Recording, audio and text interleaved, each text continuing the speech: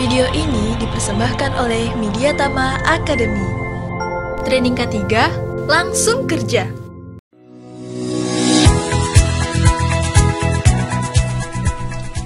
Assalamualaikum warahmatullahi wabarakatuh. Perkenalkan, nama saya Dr. Indah. Saya akan memberikan materi mengenai gizi kerja dan penyelenggaraan makan di tempat kerja. Materi pertama yang akan saya bawakan adalah materi gizi kerja. Apa itu gizi kerja? Beberapa praktisi menjelaskan mengenai gizi kerja. Pertama ialah Haggard and Greenberg. Seperti dikatakan oleh Haggard dan Greenberg bahwa setelah 3-4 jam kerja terus-menerus, kadar gula darah di tubuh kita akan mencapai titik terendah. Artinya apa? Pada saat kita bekerja, tubuh membutuhkan energi yang berasal dari gula darah.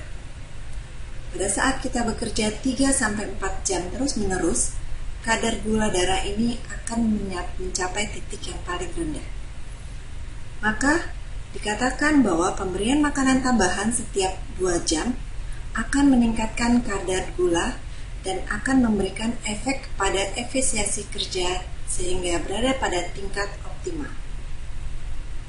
Praktisi kedua yaitu Crown dan Miller mengatakan bahwa pada saat pemberian makanan dengan kalori ditingkatkan, maka produktivitas akan meningkat. Berikutnya Darwin Karyadi. Darwin Karyadi menyatakan bahwa kebiasaan tidak makan pagi sebelum kerja akan menyebabkan konsumsi kalori, protein, lemak, dan vitamin serta mineral akan rendah. Hal ini akan menyebabkan turunnya produktivitas bagi pekerja. Sehingga ditemukan pada suatu penelitian bahwa pekerja yang makan 2 kali sehari akan menderita anemia lebih banyak dibandingkan pekerja yang makan 3 kali sehari. Berikutnya dari FAO mengatakan bahwa energi dapat mempengaruhi produktivitas. Artinya, produktivitas yang baik dipengaruhi oleh energi atau asupan yang diperoleh oleh pekerjanya, di mana protein, mineral, dan vitamin akan mempengaruhi efisiensi kerja. Dapat kita lihat pada grafik ini. Pada sumbu yang ke atas, kita katakan terkait penggunaan energi kalori cadangan dalam tubuh, sedangkan pada sumbu yang mendatar, ini adalah jam kerja. Kita mulai dari titik 0. Pada titik 0, dengan pemberian kalori 40%, seiring dengan jam kerja akan terjadi peningkatan penggunaan energi kalori dan cadangan di dalam tubuh, yang akan berada di puncaknya pada jam keempat ketika kita bekerja. Apabila tidak diberikan tambahan makanan, maka ini akan terjadi penurunan terhadap energi kalori yang berada di dalam tubuh kita. Pada saat pemberian makanan yang baik, maka akan meningkat menuju B1, sehingga produktivitas akan meningkat, sehingga pada C1 akan terjadi penurunan. Mari kita lihat pengertian dari kerja dan gizi kerja. Kerja adalah suatu kondisi di mana badan dan pikiran seseorang menghasilkan barang atau jasa guna memelihara kelangsungan hidup dan memuaskan suatu kebutuhan. Sedangkan gizi kerja adalah penyediaan dan pemberian zat gizi kepada tenaga kerja sesuai dengan pekerjaan yang dilakukan selama berada di tempat kerja guna mendapatkan tingkat kebutuhan dan produktivitas kerja yang setinggi-tingginya. Pemberian gizi kerja ini berguna untuk memberikan kebutuhan kalori kepada tubuh agar pekerja dapat mencapai produktivitas kerja yang setinggi-tingginya. Apa saja zat gizi yang dibutuhkan oleh tubuh manusia? Zat gizi pada tubuh manusia seperti yang kita ketahui bersama terdiri dari karbohidrat, contohnya nasi, kemudian ada mie instan, kemudian ada lontong, dan zat-zat karbohidrat lainnya. Kemudian ada lemak yang terdiri dari lemak hewani dan lemak nabati. Kemudian protein yang dibutuhkan untuk membangun sel-sel tubuh kita, serta tambahan yang sangat dibutuhkan oleh tubuh kita yaitu vitamin, mineral, dan air. Selain itu, pada makanan terdapat unsur-unsur non-gizi yang membantu untuk indera perasa dan meningkatkan nafsu makan, seperti penyedap rasa yaitu MSG, pewarna, pengawet makanan, dan lain sebagainya. Apa saja fungsi-fungsi dari zat gizi? Pertama, untuk 3 zat gizi utama dalam tubuh, yaitu karbohidrat, lemak, dan protein, berfungsi sebagai pemberi tenaga. Sedangkan untuk protein berfungsi sebagai pembangun sel-sel tubuh manusia. Sedangkan vitamin dan mineral berfungsi sebagai pengatur. Dan air, di mana 60% dari kandungan tubuh kita terdiri dari air, merupakan zat pelarut. Dilihat di sini bahwa untuk spesifikasi zat gizi terdapat hidrat arang, protein yang terdiri dari rantai asam amino esensial dan non esensial. Protein ini bisa berasal dari ikan, daging, telur, dan susu yang merupakan suatu protein sempurna. Artinya dia memiliki asam amino esensial dan non esensial.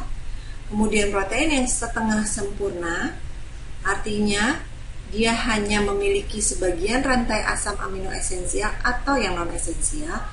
Ini adalah kacang-kacangan dan biji-bijian, serta protein tidak sempurna seperti ubi dan sayuran. Kemudian lemak, yaitu lemak hewani dan lemak nabati. Seperti kita ketahui, lemak ini berfungsi sebagai zat pembangun serta sebagai cadangan energi pada tubuh manusia. Vitamin terdiri dari vitamin yang larut air, yaitu vitamin B kompleks dan vitamin C, serta vitamin yang larut lemak yang terdiri dari vitamin A, D, E, dan K. Kemudian mineral ini terdapat pada makanan, juga ada yang harus ditambahkan kepada makanan.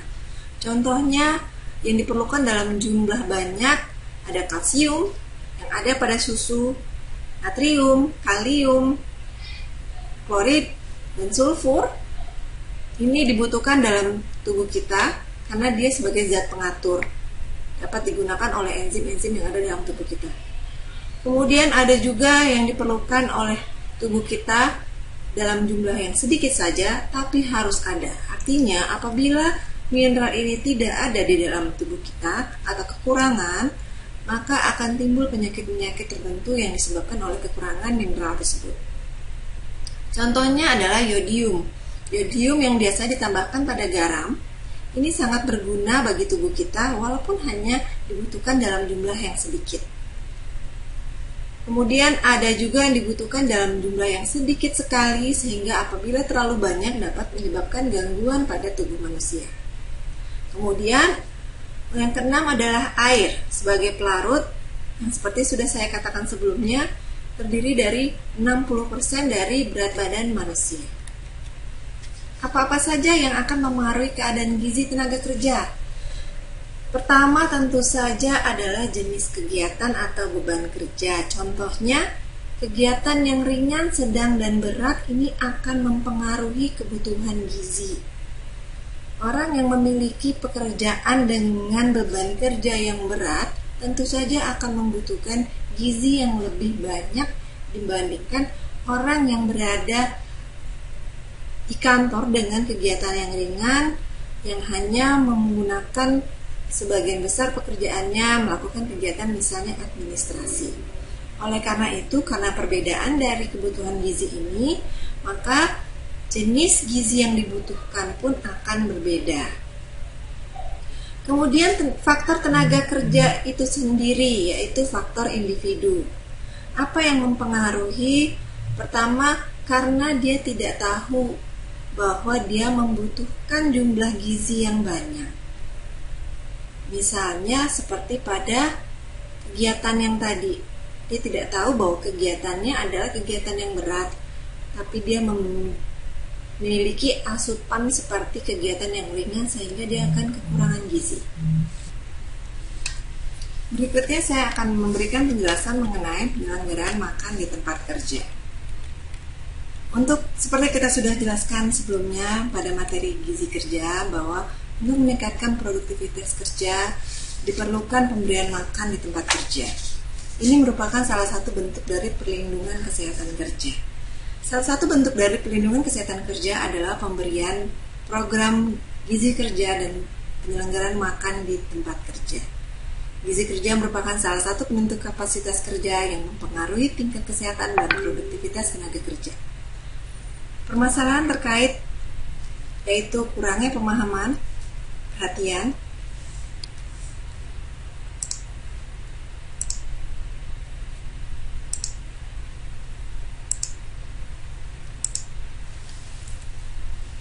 salah satu masalah terkait dari gizi kerja adalah kurangnya pemahaman dan perhatian pengusaha maupun tenaga kerja terkait gizi kerja tersebut.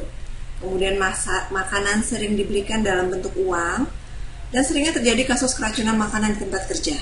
Nah, untuk kasus keracunan makanan di tempat kerja ini akan lebih lanjut kita bahas pada slide-slide yang berikutnya.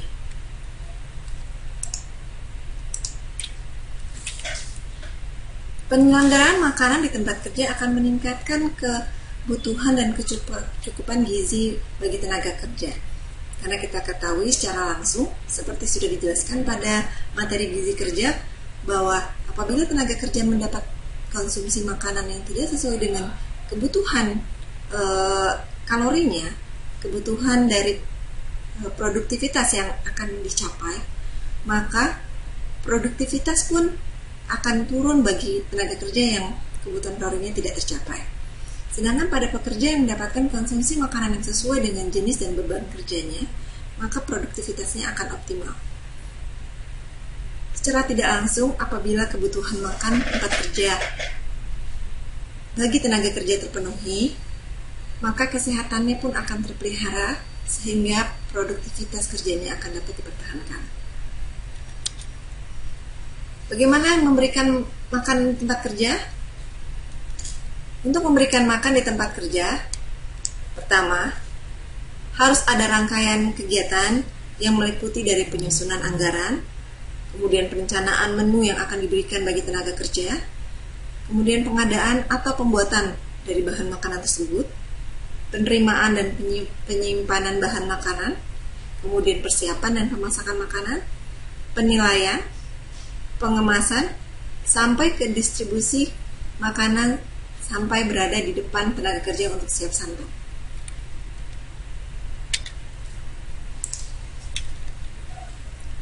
Apa keuntungan bagi tenaga kerja dan perusahaan apabila diberikan makan di tempat kerja? Pertama, tentu saja akan meningkatkan dan mempertahankan kemampuan kerja.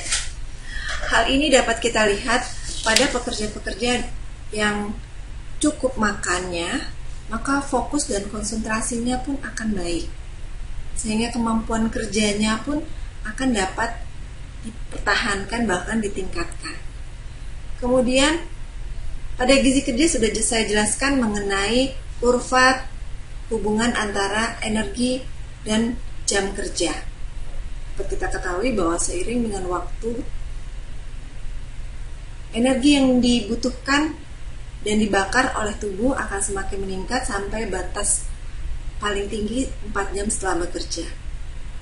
Nah, setelah itu maka akan timbul rasa lapar, kekurangan energi, sehingga akan menimbulkan kelelahan bagi tenaga kerja.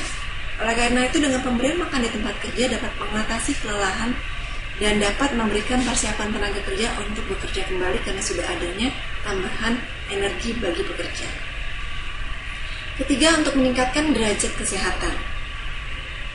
Gizi kerja yang baik akan menentukan status gizi bagi tenaga kerjanya. Status gizi kerja yang baik akan menentukan derajat kesehatan seorang pekerja. Contohnya, gizi kerja yang buruk misalnya berat badannya kurang atau berat badan berlebihan, ini akan mengganggu pekerjaannya, akan timbul penyakit-penyakit metabolisme yang tentu saja akan mempengaruhi produktivitas. Kemudian keuntungan lain pemberian makan di tempat kerja, salah satunya adalah untuk menurunkan angka absen atau tidak masuk kerja. Pemberian makan yang baik di tempat kerja akan meningkatkan derajat kesehatan sehingga pekerja menjadi jarang sakit. Sehingga jelas apabila pekerja jarang sakit, maka angka ketidakmasukan, angka sakit, angka absen akan turun. Kemudian keuntungan lain tentu saja meningkatkan produktivitas. Dengan gizi yang baik, pemberian makanan yang sesuai dengan kebutuhan, produktivitas akan meningkat. Berikutnya, adanya hubungan timbal balik pengusaha maupun pekerja ataupun antar pekerja pada saat makan di tempat kerja. Pekerja merasa terlindungi oleh pengusahanya apabila diberikan makan di tempat kerja. Begitu juga pekerja sesama pekerja ketika mereka makan bersama di tempat kerja akan menimbulkan rasa yang akrab, rasa kekeluargaan, sehingga meningkatkan gairah untuk bekerja, meningkatkan suasana bekerja yang baik. Dan suasana kerja yang menyenangkan tentu saja akan meningkatkan motivasi dan gairah bekerja.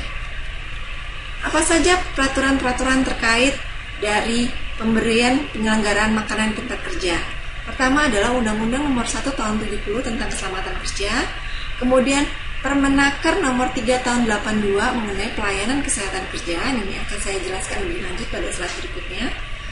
Kemudian Permenaker Nomor 5 Tahun 2018 tentang K3 Lingkungan Kerja. Instruksi Menaker Nomor 3 Tahun 99 tentang pengawasan terhadap pengelolaan makan di tempat kerja. Surat Edaran Menteri Tenaga Kerja dan Transmigrasi Nomor 1 Tahun 79 mengenai pengadaan kantin dan ruang makan. Kemudian SE Dirjen Nomor 86 Tahun 89 mengenai perusahaan catering yang mengelola makanan bagi tenaga kerja.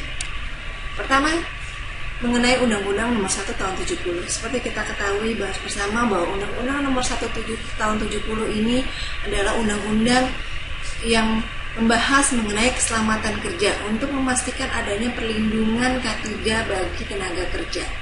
Salah satunya pada pasal 3 ada syarat-syarat keselamatan kerja, yaitu mencegah timbulnya keracunan, infeksi dan penularan penyakit, serta memelihara kebersihan, kesehatan dan ketertiban di tempat kerja. Pada saat pemberian makanan di tempat kerja yang baik, maka kita dapat meminimalisir timbulnya gangguan kesehatan. Kita dapat memelihara kesehatan tenaga kerja. Kemudian perlu diperhatikan dalam pemberian makanan di tempat kerja bahwa makanan dapat membawa penyakit juga bagi tenaga kerja. Oleh karena itu pada pekerja yang mendapatkan makan di tempat kerja harus dicegah agar tidak timbul keracunan maupun penularan penyakit akibat makan yang diberikan di tempat kerjanya. Bagaimana pengawasan terhadap penyelenggaraan makan di tempat kerja? Pertama tentu saja dilakukan oleh direktur, dalam hal ini adalah Direktur Jenderal Pembinaan Pengawasan Ketenagakerjaan dan K3. Kemudian pengawasan oleh pegawai-pegawai pengawas ketenagakerjaan dan dibantu oleh ahli K3. Karena dalam hal ini program gizi kerja dan penyelenggaraan makan di tempat kerja dilaksanakan oleh seorang ahli K3 di perusahaan. Berikutnya pasal 9 mengenai pembinaan. Pengurus wajib mentaati syarat dan ketentuan yang berlaku. Artinya selain undang-undang ini, pengurus perusahaan harus memperhatikan peraturan-peraturan lain terkait penyelenggaraan makan di tempat kerja dan mentaati syarat dan ketentuannya demi perlindungan terhadap tenaga kerja. Berikutnya, Peraturan Nomor 3 Tahun 82, Peraturan Menteri Tenaga Kerja Nomor 3 Tahun 82, pada pasal 2 disebutkan salah satu tugas pokok dari pelayanan kesehatan kerja yaitu pemberian penasehatan mengenai gizi kerja serta penyelenggaraan makanan di tempat kerja. Apa ini maksudnya? Pelayanan kesehatan kerja adalah suatu pelayanan wajib yang harus diberikan oleh pengurus perusahaan kepada tenaga kerjanya guna menjaga kesehatan bagi tenaga kerja. Salah satunya perusahaan harus memberikan penasehatan bagaimana gizi yang baik yang harus diberikan kepada tenaga kerja yang berada di bawah pimpinannya, dan bagaimana menyelenggarakan makanan di tempat kerja. Dan penyelenggaraan pelayanan kesehatan kerja ini dilaksanakan oleh dokter yang disetujui oleh direktur, artinya dokter yang sudah mendapatkan penunjukan dari Direktur Jenderal Pembinaan Pengawasan Ketenagakerjaan, dalam nama lain yaitu dokter pemeriksa kesehatan tenaga kerja. Oleh karena itu, untuk pemberian gizi dan penyelenggaraan makanan di tempat kerja, pelaksanaannya dijalankan oleh seorang dokter pemeriksa kesehatan tenaga kerja yang dibantu oleh pengurus perusahaan dan ahli K3 umum. Kemudian, untuk lingkungan kerja dalam pemberian makan di tempat kerja, pada Permenaker nomor 5 tahun 2018, pasal 2 dijelaskan bahwa perusahaan dan pengurus wajib melaksanakan syarat K3 lingkungan kerja. Syarat K3 lingkungan kerja pada pasal 5-nya sudah dijelaskan juga bahwa kegiatannya antara lain mengukur dan mengendalikan lingkungan kerja serta menerapkan higien dan sanitasi perusahaan. Apa ini hubungannya dengan penyelenggaraan makan di tempat kerja? Ini sangat berhubungan, artinya di tempat kerja dalam pemberian makan harus diberikan dalam kondisi yang higien dengan sanitasi yang baik, serta lingkungan kerja yang sudah terukur dan terkendalikan. Ini untuk mencapai tujuan syarat keselamatan kerja pada Undang-Undang 170, yaitu untuk mencegah timbulnya penyakit-penyakit akibat kerja. Pada pasal 26 juga dikatakan bahwa untuk higien sanitasi di tempat kerja ini harus diterapkan pada setiap bangunan tempat kerja. Artinya bangunan tempat kerja di sini yaitu di tempat pekerja makan, di meja makan, di meja kerja, dapur, pantry yang ada di perusahaan harus diperhatikan higien dan sanitasinya. Kemudian untuk Surat Edaran Menteri Tenaga Kerja nomor 1 tahun 79 dijelaskan mengenai kewajiban perusahaan untuk menyediakan tempat makan di perusahaan. Pada perusahaan dengan tenaga kerja 50-200, maka perusahaan untuk menyediakan uang makan di perusahaan. Artinya ada tempat bagi tenaga kerja untuk makan di perusahaan, di mana makanannya ini bisa disediakan oleh perusahaan, bisa juga dibawa oleh tenaga kerja dari rumahnya. Kemudian pada perusahaan dengan tenaga kerja lebih dari 200, maka perusahaan menyediakan kantin di perusahaan. Penyediaan kantin di perusahaan ini pun harus mengacu kepada kondisi higien dan sanitasi, serta harus juga diawasi bagaimana pemberian makanan di tempat kerja, yaitu apakah kantin tersebut memiliki sumber air yang baik, higien yang baik, bebas dari hama yang dapat memberikan infeksi bagi tenaga kerja. Kemudian pada Surat Edaran Dirjen nomor 86 tahun 89, ini terkait dengan catering di tempat kerja. Apabila sebuah perusahaan catering akan lakukan kerjasama dengan perusahaan, maka perusahaan catering tersebut terlebih dahulu harus mendapatkan rekomendasi dari Depnaker atau Dinas Tenaga Kerja setempat. Dinas Tenaga Kerja setempat akan melakukan pengawasan kepada catering yang akan memberikan makan di tempat kerja untuk melihat bagaimana kondisi perusahaan catering tersebut, bagaimana caranya menyediakan makanan, bagaimana kondisi dapur dan higien sanitasi yang ada di perusahaan catering tersebut. Baru dapat diterbitkan rekomendasi untuk catering di perusahaan. Serta Dinas Tenaga Kerja setempat akan memberikan pembinaan dan monitoring terkait catering-catering yang akan memberikan makanan bagi tenaga kerja. Untuk penyelenggaraan makanan tenaga kerja, ini terdiri dari penyelenggaraan makanan, petugas penyelenggaranya, kemudian sistem pelayanannya, susunan menu, dapur dan ruang makan, serta higien sanitasi. Untuk penyelenggaraan makanan, harus diperhatikan ketika akan memberikan makanan, ada yang namanya arus kerja. Arus kerja dari penyelenggaraan makanan dimulai dari penerimaan bahan makanan. Pada saat penerimaan bahan makanan harus diperhatikan bahwa bahan-bahan makanan ini diterima dalam kondisi yang segar dan baik untuk diolah. Setelah bahan diterima, maka bahan tersebut akan disimpan. Maka harus diperhatikan juga tempat penyimpanan bahan makanan untuk memastikan bahwa bahan makanan yang disimpan ini awet dan siap untuk diolah, tidak dalam kondisi busuk pada saat akan diolah. Kemudian bagaimana ketika memasak? Memasak makanan harus disesuaikan dengan kondisi makanan, kondisi bahan makanan dan gizi-gizi yang ada dalam bahan makanan tersebut jangan sampai hilang ketika dilakukan pengolahan makanan. Setelah dilakukan pemasakan, bagaimana penghidangannya? Pada saat melakukan penghidangan makanan, pastikan tidak ada kontaminasi penyakit yang berasal dari luar makanan yang masuk ke hidangan yang dapat menularkan penyakit bagi tenaga kerja. Selesai dihidangkan, kemudian disantap oleh pekerja, bagaimana membersihkan dari alat-alat makanan mulai dari masak dan penghidangan tersebut sampai bersih. Jangan sampai masih ada sisa-sisa makanan yang dapat mengkontaminasi makanan berikutnya yang menyebabkan sakit bagi pekerja. Sampai ke pembuangan limbah dari sisa-sisa bahan makanan ini harus diperhatikan bagaimana cara membuang limbah tersebut. Kemudian untuk penyelenggaraan makanan, untuk makanan di tempat kerja, perusahaan dapat memberikan makan tersendiri. Artinya di perusahaan tersebut ada dapur untuk melakukan pengolahan, ada tempat penyimpanan, dan ada alur bagaimana membuang sisa-sisa makanan di perusahaan. Kemudian perusahaan juga bisa bekerja sama dengan perusahaan lain.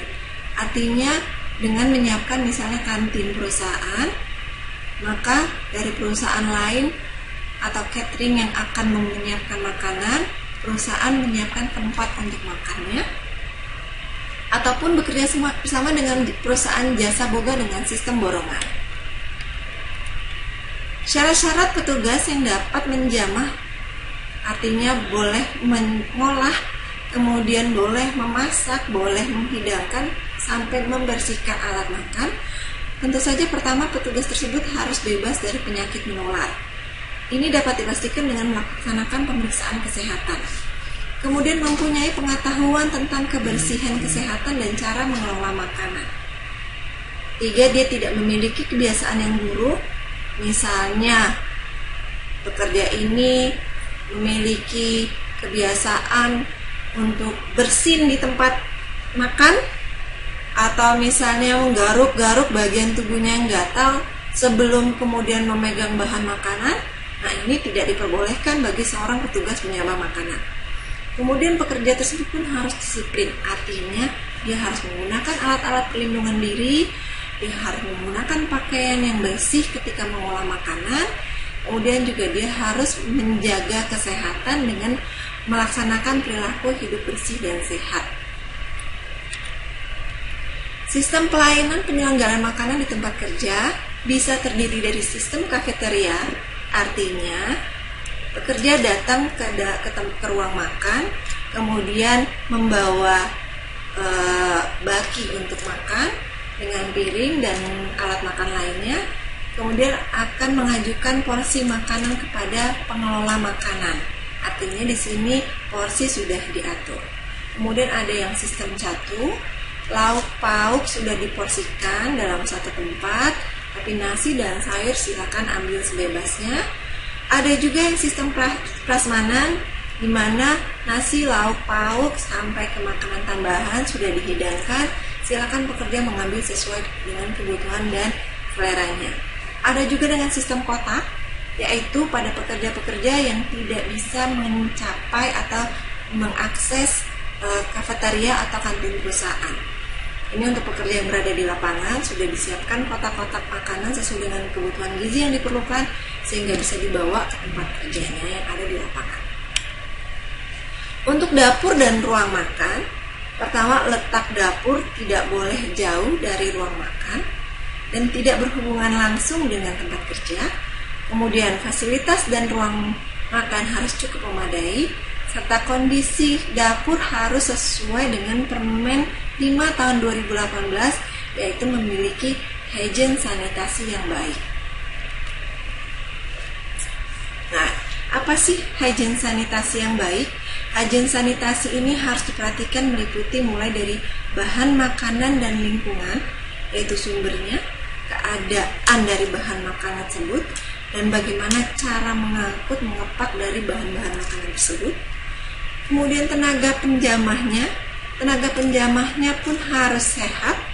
Kemudian dilakukan pemeriksaan kesehatan secara berkala dan harus diberikan pendidikan bagaimana menjaga kebersihan hygiene perorangan. Kemudian hygiene sanitasi terkait pemasakan maupun pengolahan makanan harus diperhatikan APD ketika mengolah dan memasak makanan. Kemudian hygiene sanitasi pada saat distribusi, artinya alat-alat makan, wadah-wadahnya harus dalam keadaan yang bersih dan tertutup sehingga tidak terkontaminasi penyakit-penyakit yang ada dan dapat menular kepada pekerja melalui makanan. Kemudian alat transport terhadap makanan juga harus diperhatikan, harus dalam kondisi bersih. Menyimpan makanan pun harus dalam kondisi yang bersih, alat penyimpanannya bersih dan pastikan berfungsi. Dan pada saat konsumsi harus diterapkan kondisi yang bersih juga, yaitu ketika akan mengkonsumsi harus cuci tangan, setelah mengkonsumsi pun harus cuci tangan, sehingga memastikan bahwa hygiene sanitasi pada saat penyelenggaraan makanan ini dapat terpenuhi. Untuk ketentuan dapur dan ruang makan, pertama letak dapur itu tidak boleh jauh dari ruang makan. Kemudian harus sesuai dengan kondisi yang baik dan mudah dibersihkan sesuai dengan Permen 5 tahun 2018. Kemudian untuk penyelenggara makanan, dia harus bebas penyakit, kemudian memiliki pengetahuan mengenai kebersihan, tidak punya kebiasaan buruk, tidak menggunakan perhiasan, sampai harus bisa dijaga kesehatannya ketika mengolah makanan. Apabila ditemukan petugas penyelenggara makanan yang sakit, maka harus dihentikan dan tidak diperkenankan untuk melanjutkan pekerjaannya. Ini jenis-jenis penyakit yang diharapkan tidak ada pada petugas penjamah makanan. Petugas penjamah makanan tidak boleh memiliki penyakit TBC, tidak boleh memiliki penyakit tifus, dan tentu saja tidak boleh memiliki penyakit cacingan. Ini harus tercantum pada saat pemeriksaan kesehatan bagi petugas penjamah makanan. Nah, untuk rekomendasi pengusahaan catering pengolah makanan ini terdapat pada surat edaran Dirjen Binwasnaker nomor 86 tahun 89, di mana perusahaan-perusahaan yang mengelola makanan pada perusahaan catering yang akan mengelola makanan pada perusahaan yang ada tenaga kerjanya harus mendapatkan rekomendasi dulu dari Bisnaker, di mana rekomendasi ini baru diperbolehkan untuk bekerja sama dengan perusahaan-perusahaan untuk memberikan makanan di tempat kerja. Syarat-syaratnya apa saja? Nah, untuk syarat-syaratnya, pertama harus mengajukan surat permohonan ke kabupaten atau kota setempat pada Dinas dan Tenaga Kerja setempat dengan adanya formulir-formulir permohonan seperti akta perusahaan, izin perusahaan, NPWP, dan wajib lapor. Kemudian memiliki peralatan-peralatan sesuai dengan catering, serta memiliki petugas-petugas penjamah makanan yang sudah diperiksakan kesehatan tenaga kerjanya, serta sudah memiliki petugas yang pernah ikut pelatihan terhadap pengelolaan makanan di tempat kerja. Baik, terima kasih. Baik, kini saatnya untuk peserta pelatihan ini untuk dapat mengerjakan kuis di bawah ini, yaitu sebutkan hal-hal apa saja yang dapat mempengaruhi pemberian makan bagi tenaga kerja. serta sebutkan syarat penyelenggaraan makan di tempat kerja. Selamat mengerjakan. Terima kasih telah memperhatikan presentasi ini.